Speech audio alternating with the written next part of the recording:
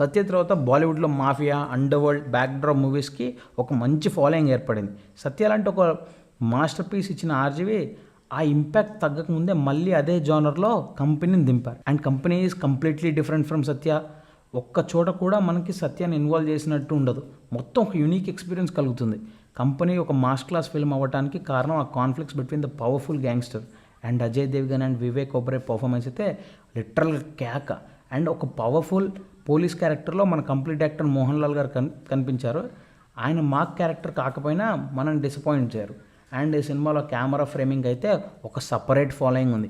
RGV create చేసిన క్యారెక్టర్స్లో Malik and చందుకి separate chapter ఉంటుంది. అండర్ వరల్డ్ బ్యాక్డ్రాప్ మూవీస్లో ఇలాంటి క్యారెక్టర్స్ ఎలా ఉంటాయి, వాళ్ళ మధ్య కన్ఫ్రంటేషన్స్ ఎలా ఉంటాయి అని చూపించిన సినిమా.